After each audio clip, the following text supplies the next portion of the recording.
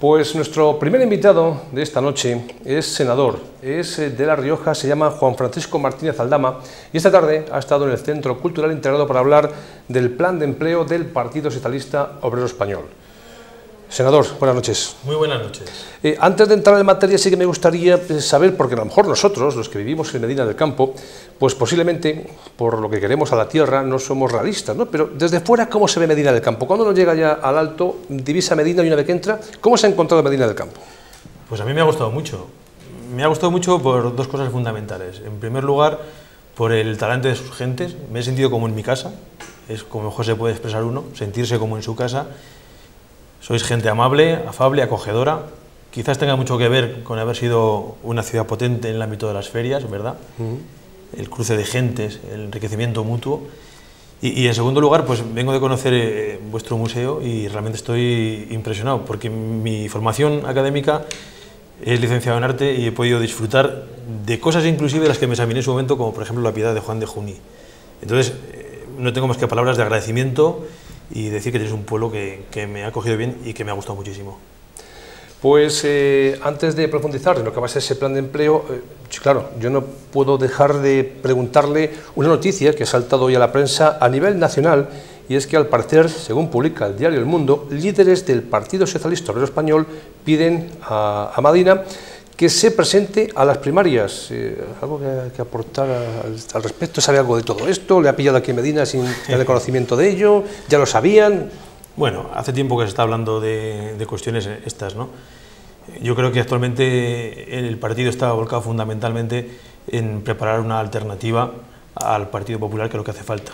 Hoy a los españoles lo que les preocupa es qué pasa mañana con su empleo, si lo van a perder o no, y el que no lo tiene, lo que le preocupa es encontrarlo cuanto antes mejor.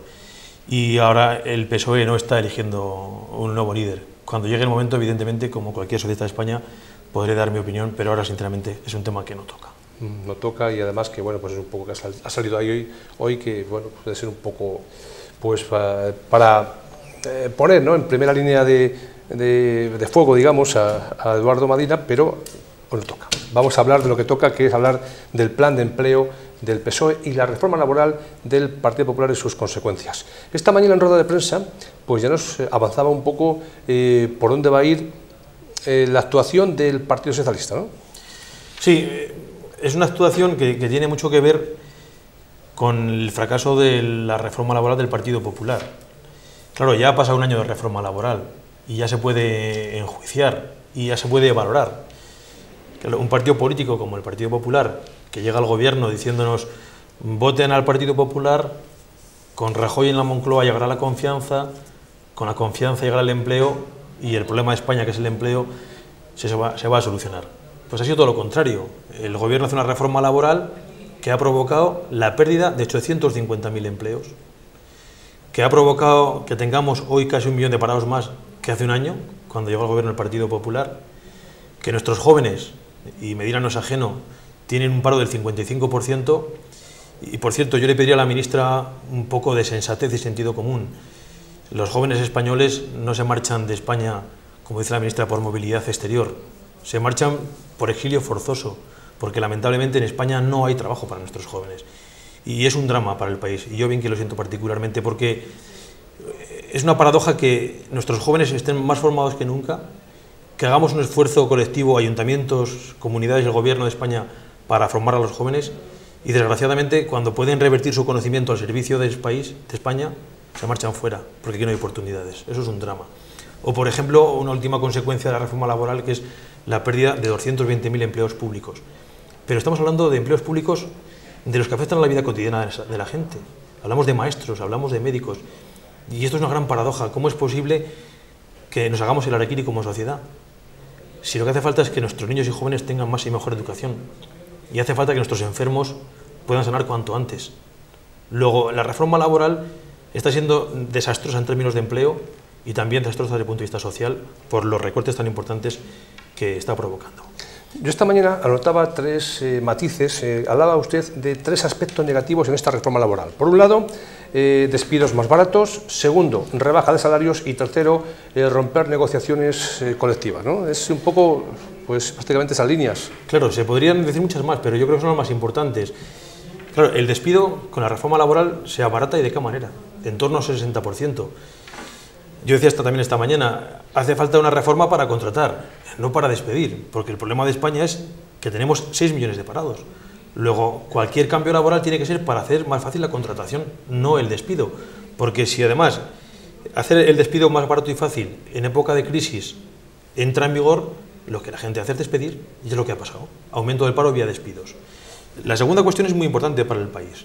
Hay una rebaja generalizada del sueldo de los españoles en todo el territorio. Claro, esta es la opción que ha tomado el gobierno, permitir que el empresario de forma unilateral decida una rebaja de sus trabajadores, porque muchos por necesidad tienen que aceptarlo. Claro, si uno gana por ejemplo 1.000 euros y le dejan en 800, pues pensará, bueno, por lo menos pago la hipoteca, aunque coma un poco peor o no tenga ninguna capacidad de gasto. Otros, los que dicen, no, yo no acepto esta condición nueva porque no está en mi contrato, pueden ser despedidos por negarse y con una indemnización de 20 días, máximo 9 mensualidades, están despedidos. Pero lo más grave es que la rebaja salarial colectiva del conjunto del país es un error histórico, porque es una estrategia del gobierno para devalorar el país. El gobierno ha pensado, si bajamos los salarios, vamos a ser más competitivos en el mundo y vamos a exportar más. Y eso es verdad. Pero claro, lo que no se dice es que esto es tan efímero como el tiempo que tarda otro país en hacer ese producto tan barato o más barato que tú. Y entonces, ¿qué hacemos? ¿Otra devaluación? ¿Otra rebaja salarial? El camino es el contrario. España tiene que competir y tiene que innovar y tiene que formar mejor a su gente y tiene que patentar y tiene que investigar permanentemente. Nosotros no podemos competir con los chinos ni con los indios vía mano de obra barata. Eso está perdido, esa batalla. Pero sí podemos competir investigando, innovando y aplicando todo eso a las nuevas exigencias de la industria española. Y por ejemplo aquí en Valladolid y en Palencia es un buen ejemplo el hecho de que Renault potencie estas plantas. Cuando dice el gobierno de España, no, esto es fruto de la reforma laboral, no es verdad. Aquí Renault invierte porque hay trabajadores perfectamente formados, porque hay buenas comunicaciones, porque hay un parque de proveedores que está a la altura de las circunstancias. Luego, es un error una reforma laboral para despedir y es un error una reforma laboral que rebaja salarios. Y sobre todo es un error, y con esto acabo esta pregunta, mezclar ambas cosas en conjunto. Porque ¿qué significan? Lisa y llanamente. Pues significa que los ciudadanos, los de su pueblo y los del mío, tienen en el bolsillo menos dinero y por tanto gastan menos. Y como gastan menos, hay que despedir gente del comercio, gente de la hostelería, gente de empresas que no venden sus productos y además el Estado también recauda menos, porque menos IRPF y menos IVA. Por tanto, la jugada es nefasta. Justamente el camino es el contrario. ¿Y lo de romper la negociación colectiva? Claro, esto es también muy grave, porque la reforma laboral lo que hace es poner fin a la ultraactividad. Es una palabra compleja, pero fácil de explicar. ¿Qué significaba esto? Que antes de la reforma laboral, cualquier convenio entre trabajadores y empresarios, si llegaba el día del vencimiento no estaba prorrogado, automáticamente continuaba en vigor, hasta que hubiera un acuerdo nuevo fruto de la negociación. Esto ahora desaparece, la ultraactividad, y lo que se hace es, en julio, al menos 20 convenios de ámbito nacional que afectan a más de 3 millones de trabajadores, si no hay acuerdo entre las partes, y en muchos no lo va a haber, van a desaparecer. Con lo cual vamos a tener a millones de españoles sin el amparo de un convenio colectivo, es decir, a merced del contratador, a merced del empresario, que podrá todavía más poner sus condiciones encima de la mesa, darle el salario que le estime oportuno, por ejemplo, el salario mínimo interprofesional, fijar jornada de trabajo, fijar movilidad geográfica o funcional.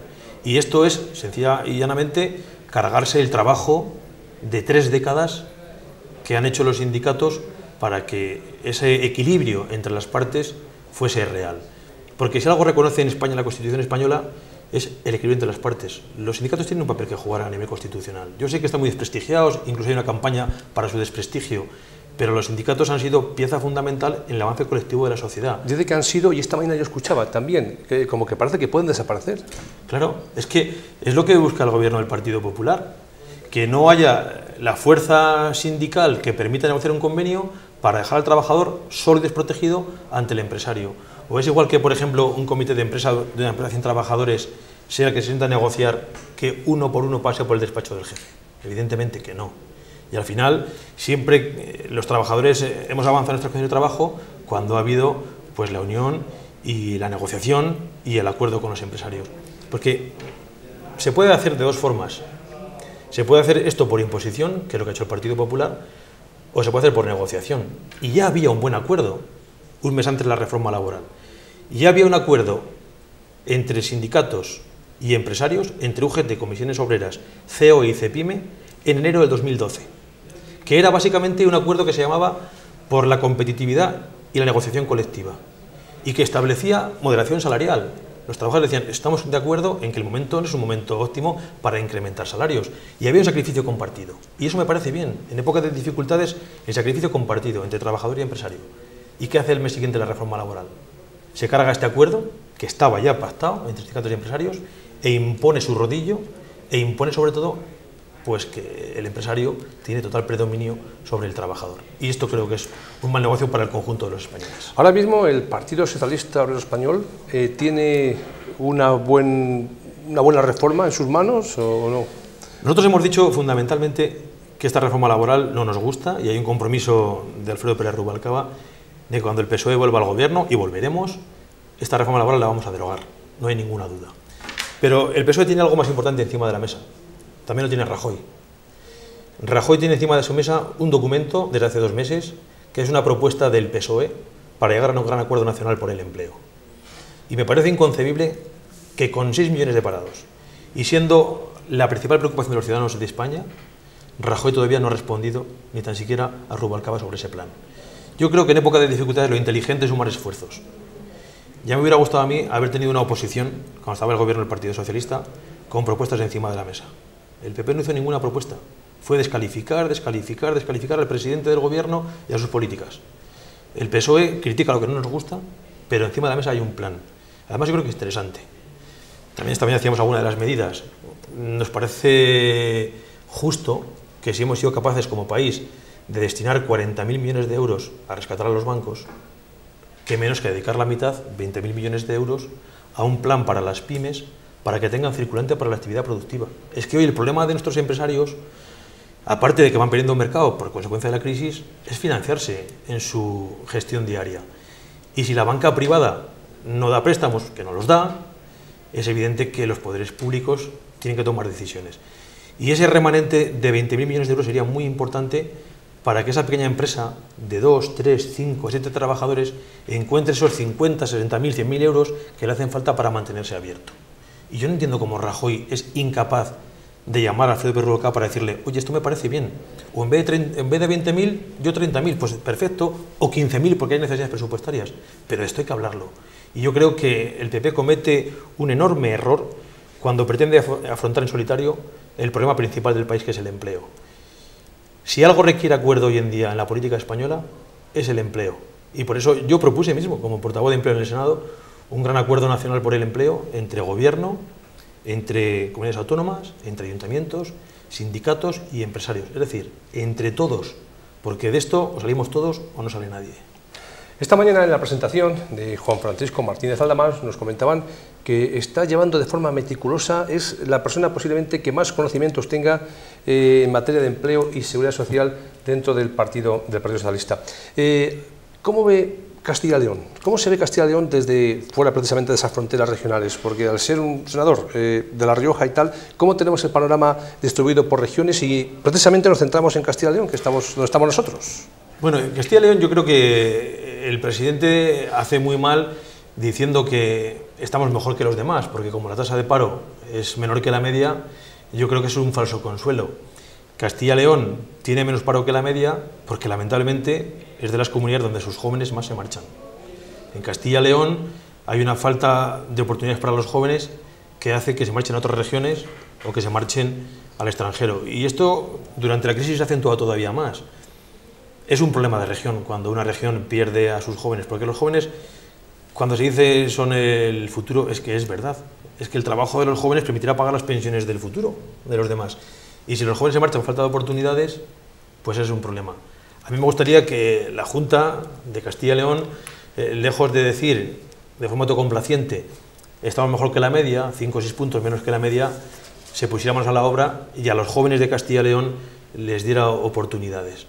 Porque si no, lamentablemente, Castilla y León se encontrará con una población cada vez más envejecida y no habrá esa gente joven que tome el relevo que hace falta en una comunidad. Y creo que ese es el principal reto que tiene la Junta de Castilla y León y que el gobierno del Partido Popular evidentemente no está afrontando como a mí me gustaría.